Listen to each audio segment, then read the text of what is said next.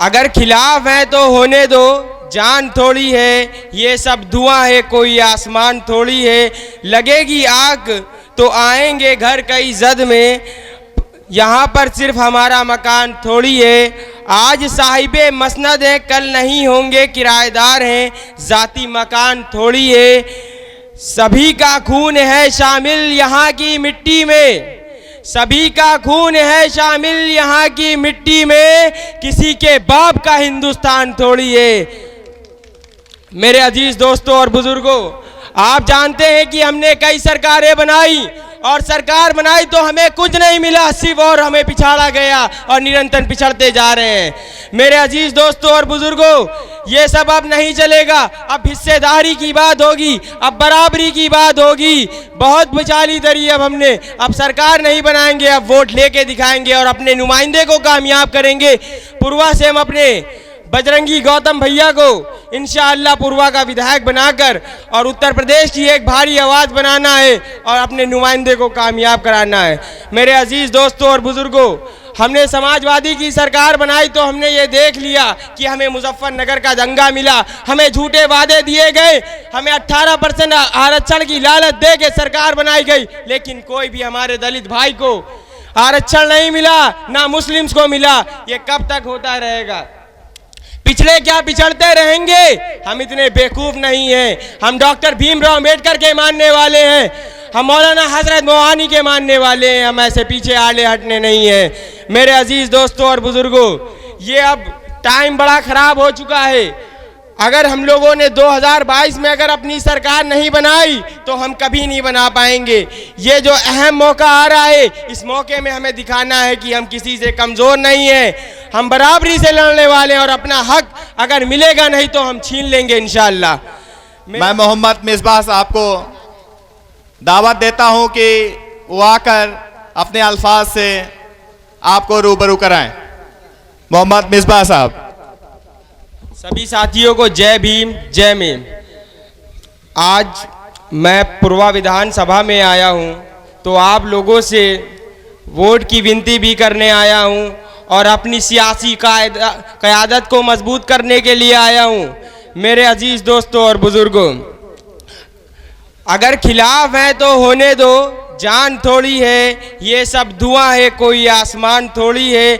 लगेगी आग तो आएंगे घर कई जद में, यहाँ पर सिर्फ हमारा मकान थोड़ी है। आज साहिबे मसनद हैं, कल नहीं होंगे किराएदार हैं, जाती मकान थोड़ी है। सभी का खून है शामिल यहाँ की मिट्टी में, सभी का खून है शामिल यहाँ की मिट्टी में, किसी के बाप का हिंदुस्तान थोड़ी है। मेरे अजीज दोस्तों और बुजुर्गों, आप जानते हैं कि हमने कई सरकारें बनाई और सरकार बनाई तो हमें कुछ नहीं मिला, सिर्फ और हमें पिछाड़ा गया और निरंतर पिछड़ते जा रहे हैं।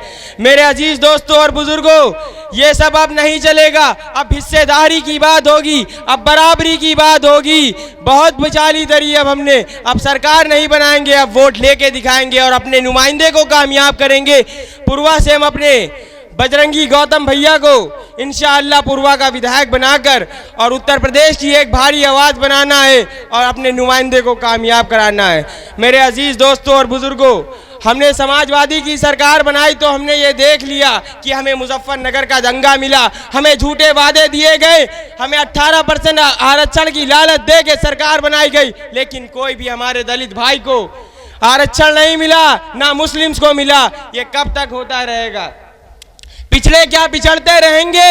हम इतने बेवकूफ नहीं हैं। हम डॉक्टर भीमराव अम्बेडकर के मानने वाले हैं, हम मौलाना हजरत मोहानी के मानने वाले हैं, हम ऐसे पीछे आड़े हटने नहीं हैं। मेरे अजीज दोस्तों और बुजुर्गों, ये अब टाइम बड़ा खराब हो चुका है। अगर हम लोगों ने 2022 में अगर अपनी सरकार नहीं बनाई तो हम कभी नहीं बना पाएंगे। ये जो अहम मौका आ रहा है, इस मौके में हमें दिखाना है कि हम किसी से कमज़ोर नहीं हैं, हम बराबरी से लड़ने वाले हैं और अपना हक अगर मिलेगा नहीं तो हम छीन लेंगे इंशाअल्लाह।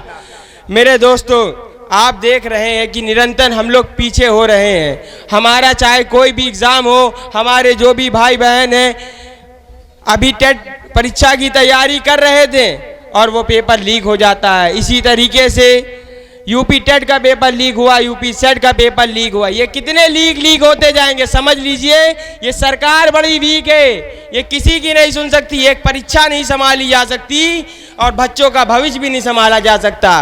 तो ये सरकार हमें नहीं संभाल पा रही है, ये हमें नौकरियां नहीं दे पा रही है और हमारा जो आरक्षण है उसको जो है पीछे दबा रही है और आरक्षण को खत्म कर रही है, संविधान को खत्म कर रही है। ये नहीं हो पाएगा। आप कि हमारी पार्टी मजलिस इत्तेहादुल मुस्लिमीन इसकी लड़ाई लड़ रही है। ये पार्टी मजलूमों की पार्टी है, बेसहारा लोगों की पार्टी है और जिनके ऊपर जुल्म हो रहा है उनकी आवाज़ उठाने वाली पार्टी है। मेरे अजीज दोस्तों और बुजुर्गों, इस पार्टी से जुड़िए। इंशाअल्लाह 2022 के चुनाव में जो हम 100 सीटों पे लड़ रहे हैं, इंशाअल्लाह 100 पे लड़ रहे हैं और 100 जीत के आएंगे।